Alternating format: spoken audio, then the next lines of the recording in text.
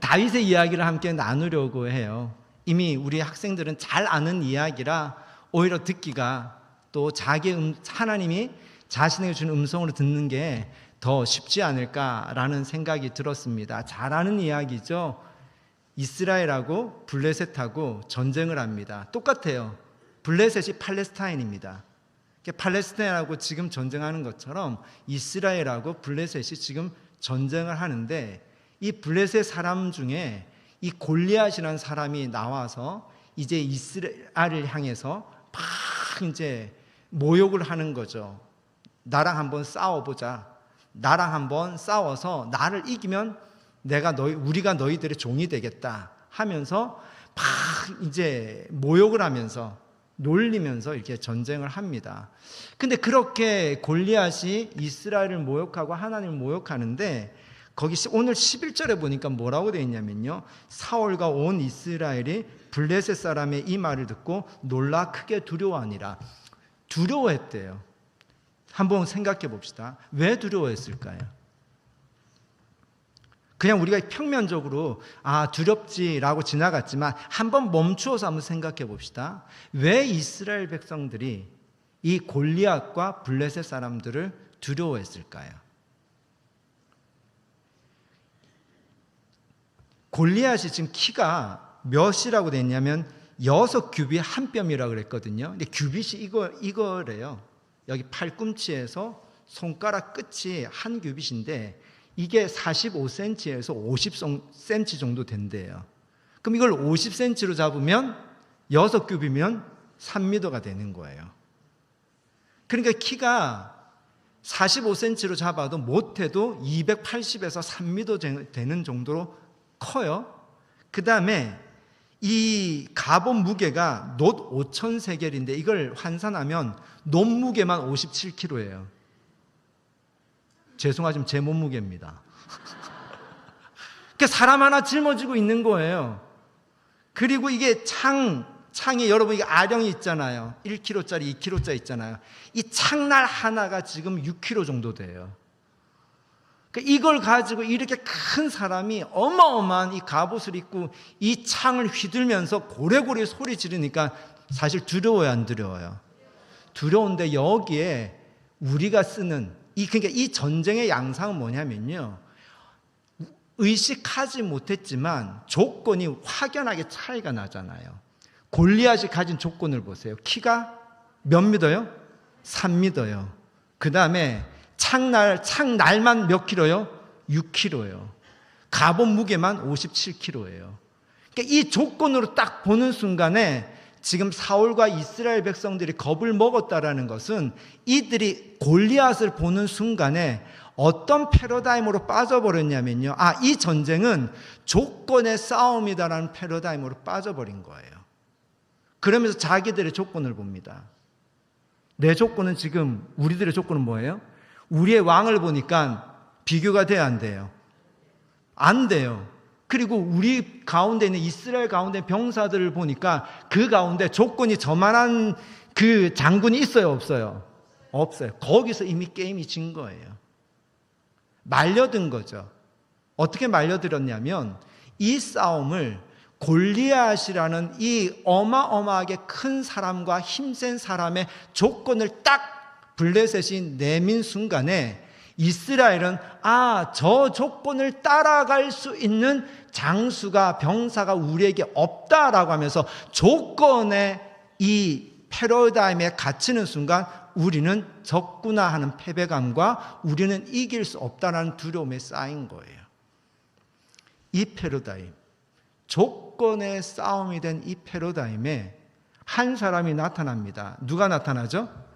다윗이 나타나요. 근데 다윗이 왜 어떻게 나타나게 되었을까?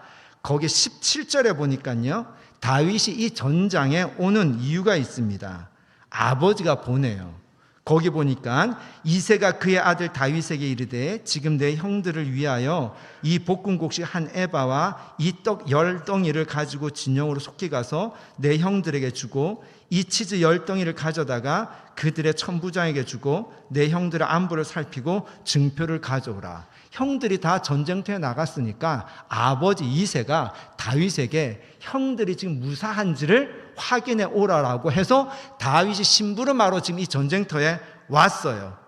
근데 다윗이 그 심부름하러 왔다가 무엇을 듣냐면 22절 보세요. 22절. 다윗이 자기의 짐을 짐 지키는 자의 손에 맡기고 군대로 달려가서 형들에게 문안하고 그들과 함께 말할 때 마침 블레셋 사람의 싸움 도두는 가드 사람 골리앗이라 하는 자가 그 전열에서 나와서 전과 같은 말을 하매 다윗이 들으니라. 다윗이 이 말을 들었어요. 그런데 모든 사람이 이 말을 들을 때 두려움에 쌓였을 때 다윗의 반응이 전혀 다른 반응을 합니다. 26절에 보세요. 26절에 다윗이 곁에 있는 사람들에게 말하 이르되 이 블레셋 사람을 죽여 이스라엘의 치욕을 제거하는 사람에게는 어떠한 대우를 하겠느냐. 이 할례받지 않는 블레셋 사람이 누구에게 살아계시는 하나님의 군대를 모욕하겠느냐 하면서 다윗이 뭐라고 얘기했냐면 저 사람이 누구이기에 하나님의 군대인 우리를 모욕하느냐 하면서 다윗이 분을 냅니다. 의협심이죠.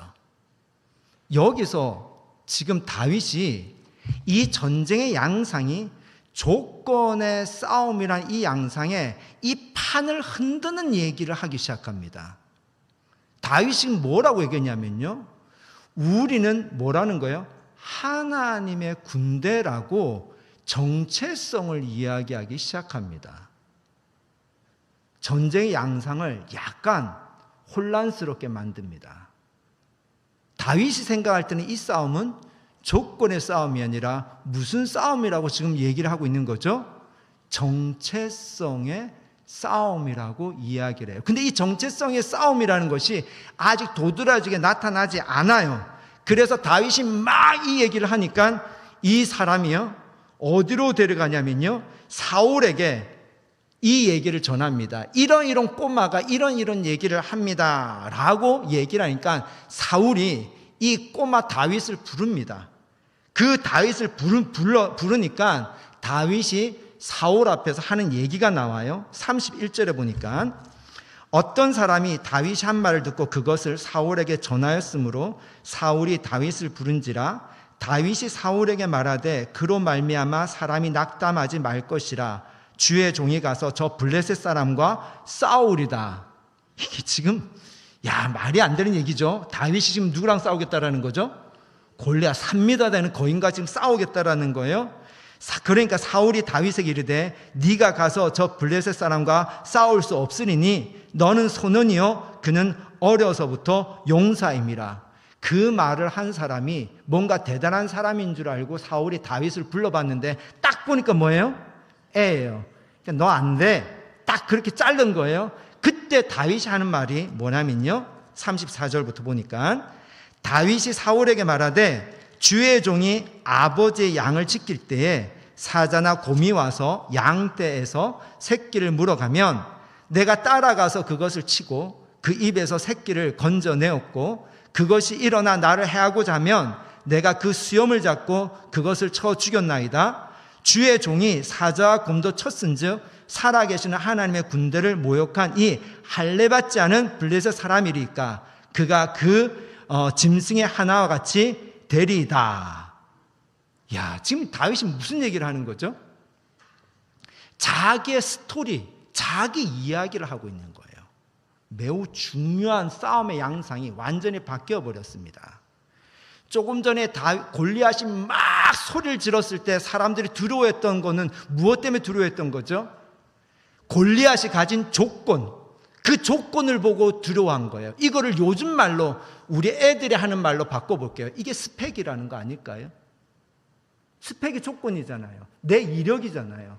스펙을 보고 조건을 보니까 어떻게 해요? 다 두려워하고 있는 거예요. 근데 그런 싸움의 양상에서 어떻게 해요? 이 소년, 아무것도 보잘것 보이는 이 소년이 지금 두 가지를 이야기합니다. 나는 하나님의 군대야 라는 정체성을 얘기합니다. 그 다음 스펙이 아니라 자기 스토리를 얘기해요. 나는 이야기가 있어요. 무슨 이야기가 있어요? 나는 양치기예요.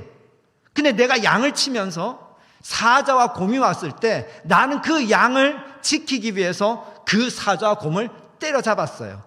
나를 해하려고 하면 나는 수염을 잡고도 때려잡았어요. 나는 그런 이야기가 있는 사람이에요 라고 지금 사울에게 이야기를 하는 거예요.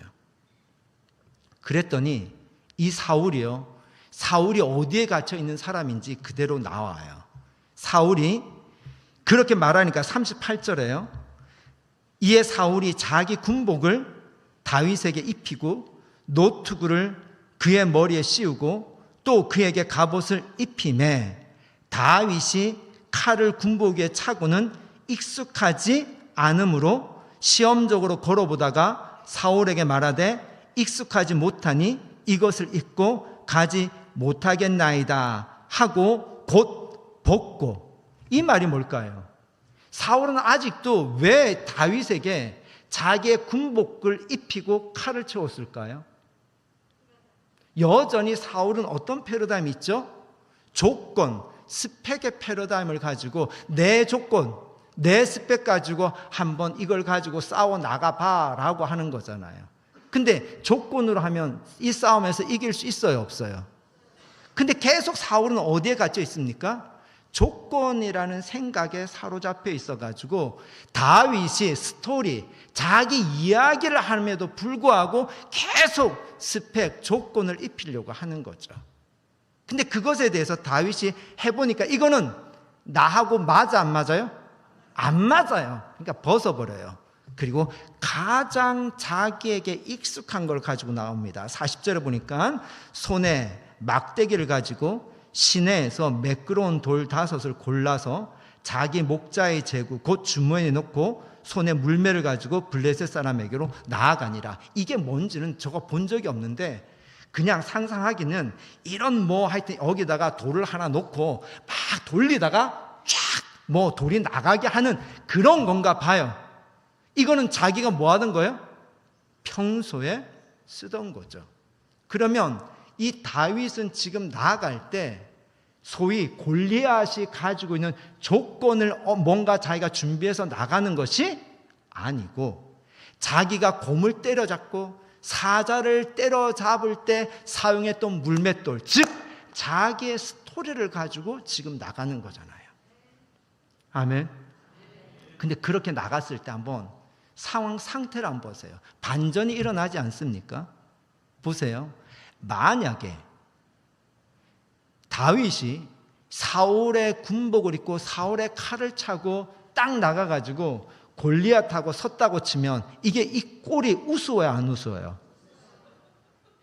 얼마나 이게 우스워요. 그렇게 웃어주셔서 너무 감사합니다. 리얼하게 상상을 하고 계시군요. 고맙습니다. 이게 지금 우스워요, 안 우스워요? 그러니까 스펙으로 보면, 조건으로 보면 이게 진짜 웃긴 거예요. 근데 그거를 어떻게 해요? 이게 다윗이 멋스러움아니에요? 이건 내 거 아니라는 거예요. 나한테는 이게 아니라는 거예요. 딱 벗어버린 거예요. 그리고 자기 스토리가 담긴 뭐예요? 물맷돌을 가지고 왔어요. 근데 한번 이 상황에서 한번 전쟁을 봅시다. 물맷돌은 우리가 그냥 상당히 새총이라고 한번 생각해 봅시다. 새총을 이렇게 여러분 딱 쏘는데 표적이 작은 거를 잘 맞추기 쉬워요? 큰 걸 잘 맞추기 쉬워요? 그럼 골리앗은요?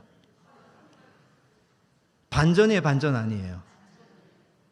반전이에요. 이 패러다임은요, 다윗이 이길 수 있었던 것은요, 패러다임을 완전히 바꾼 겁니다. 조건이라는 패러다임 속에서 보면 골리앗은요, 이길 수 없는 두려운 적이에요.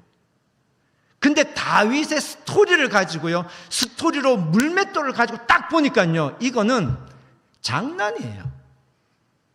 다윗이 맞췄던 이 표적들은요, 빠르게 움직이는 동물들이었을 거 아니에요.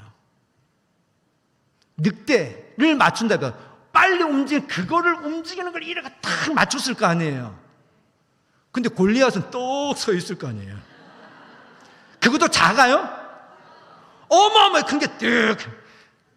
이런 걸 뭐라? 이걸 식은 죽먹기라고 그러는 거예요. 어떻게 하니까? 패러다임을 바꾸니까요. 오늘 우리 아이들이 세상을 살아가는 것도 마찬가지입니다.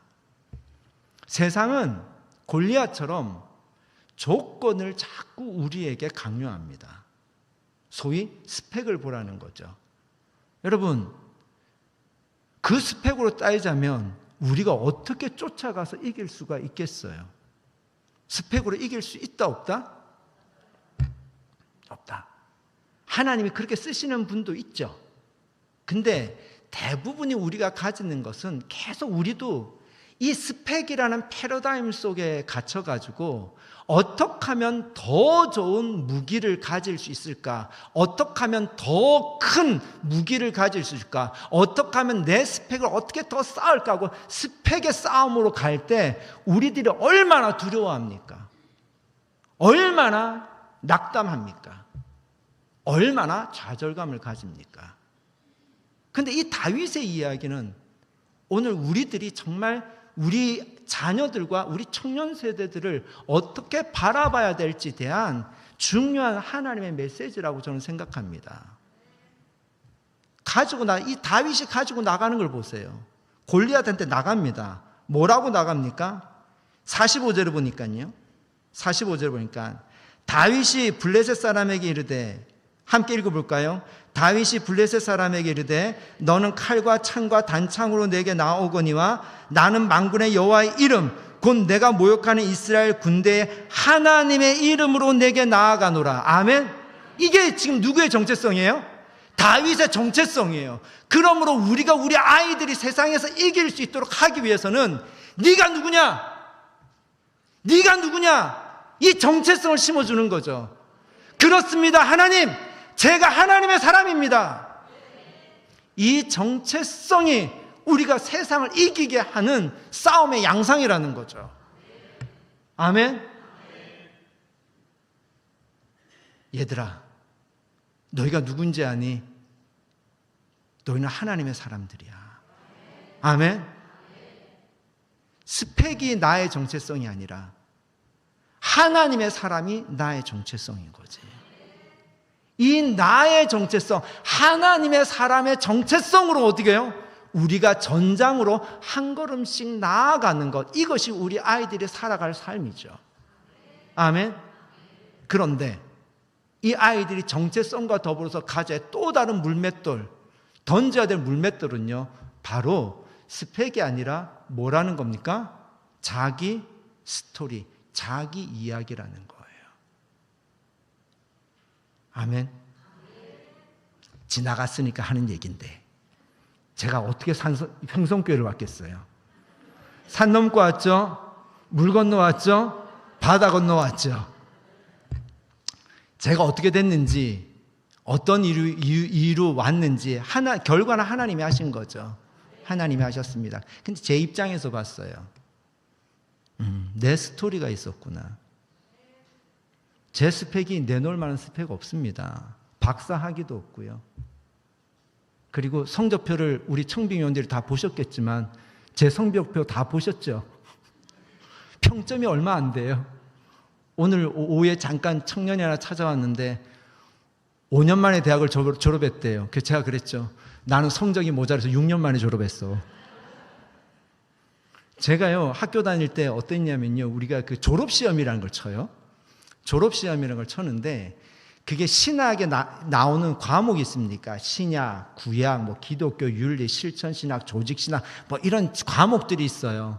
그게 7개인가 하여튼 그래요. 근데 그거를 4학년 졸업할 땐 졸업시험을 쫙 치는데 그거를 왜 종합관 그 휴게실에다 왜 그걸 공개했는지 몰라요.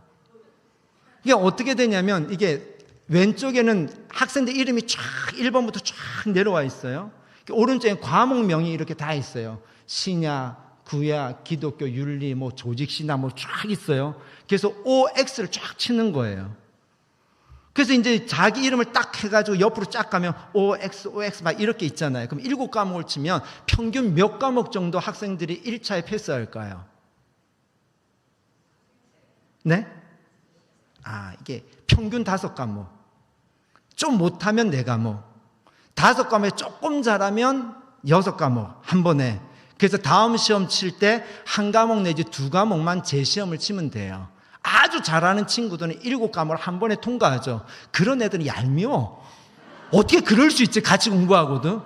자, 그러는 저는 몇 과목을 통과했을까요?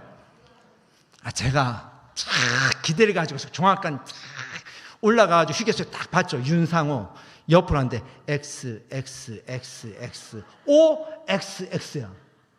O가 몇 과목요? 7과목 중에 제가 몇 과목 통과했다고요? 도대체 이 한 과목 무슨 과목일까? 올라갔어요. 쫙 올라갔더니 조직신학 과목이라는 걸 제가 한 과목만 통과했더라고요. 근데 올라가면서 좀 이상해요. X가 하나도 없어. 다시 내려가 쫙 봤어요.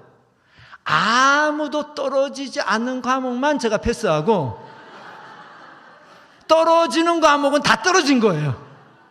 그러니까 7과목 중에 저는 몇 과목만 패스한 거예요? 한 과목만 패스한 거예요. 그럼 이건 잘하는 거예요, 못하는 거예요? 스펙이 좋은 거예요, 안 좋은 거예요? 제 마음이 어떻겠어요? 그래서 제가 기숙사 들어가서 낙심을 해가지고요. 내가 어떻게 하다 이렇게 됐을까? 내가 왜 이럴까? 이게 자존심이 구겨져가지고 굉장히 낙심하고 있는데 한 친구가 제 자존심에 기름을 붓더라고요. 야, 윤상호! 하고 문을 쫙 기숙사 문을 열더니 너 한 과목만 패스했다며! 이러더라고요. 여러분, 이게 친구입니까?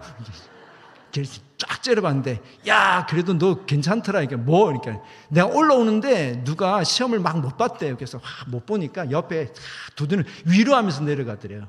괜찮아, 윤상호도 있잖아. 윤상호도 있잖아.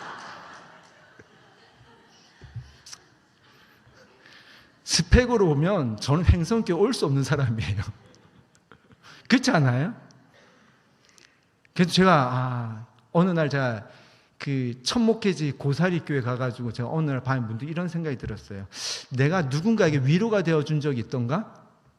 내가 아무것도 하지 않고 말로 하지도 않고 선물을 주지도 않고 편지를 주지 않는데 누군가가 나를 떠올렸을 때 저 사람만 생각해도 위로가 된다라고 한 적이 있던가라는데 문득 이 사건이 딱 지나가더라고요. 괜찮아, 윤상호도 있잖아. 제가 꼴찌를 해가지고 많은 사람들이 위로를 주었습니다. 한편으로 보면, 스펙으로 보면 이거는 조금 부끄러울 수 있는 거죠. 그렇지만 그 실패들이 제 삶 가운데 어떤 이야기를 만들기 시작하더라고요. 그 이야기를 만든 순간 저는 그런 사람들에 대한 마음도 이해하고요. 그런 사람들에 대한 삶에 대한 것도 이해하고요. 그런 사람들과 이야기를 충분히 공감할 수 있게 되더라고요. 어느 순간 저는 그렇게 저만의 스토리를 하나씩 쌓게 되었고, 저는 그 스토리가 이 횡성교회로 이어지게 되지 않았나라고 고백을 합니다. 여러분이 저를 스펙을 보는 거 아니잖아요. 그렇잖아요. 전 똑같다라고 봅니다. 세상은 골리앗의 이 조건 때문에 이스라엘 백성과 사울이 두려워하는 것처럼 조건이 싸움의 양상이 되는 순간 우리는 모두 다 위축합니다. 그렇지만 다윗이 무엇으로 싸우는지 한번 생각해 봅시다. 다윗은 조건으로 싸우는 이 싸움의 양상 자체를 바꾸어 버렸습니다. 혼자서 뭐예요? 나는 하나님의 군대야! 라고 나가는 거예요. 내가 누구인지 정체성.